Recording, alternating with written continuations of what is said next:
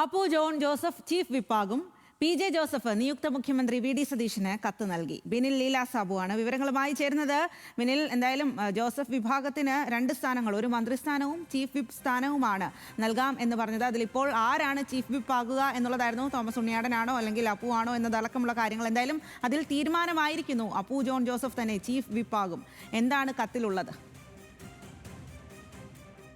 ഇപ്പോൾ കത്ത് നൽകിയിട്ടുണ്ട്. നേരത്തെ വന്ന ആലോചന തോമസ് ഉണ്ണിയാടനെ ചീഫ് വിപ്പ് ആക്കാം, അങ്ങനെ ഒരു ആലോചന നേരത്തെ ഉണ്ടായിരുന്നു. പക്ഷേ ഇപ്പോൾ അപ്പു ജോൺ ജോസഫിനെ ചീഫ് വിപ്പ് ആക്കാൻ കത്ത് നൽകിയിട്ടുണ്ട് പി.ജെ. ജോസഫ്.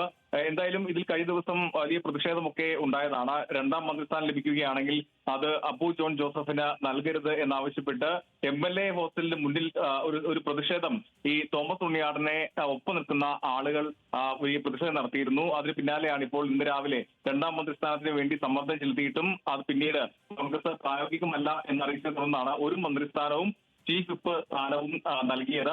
മന്ത്രിയായി മോൻസ് ജോസഫിനെ പാർട്ടി അപ്പോൾ തന്നെ തീരുമാനിച്ചതാണ്. മുതിർന്ന നേതാവാണ് അദ്ദേഹം, മുൻപ് മന്ത്രിയായിട്ടുമുണ്ട്.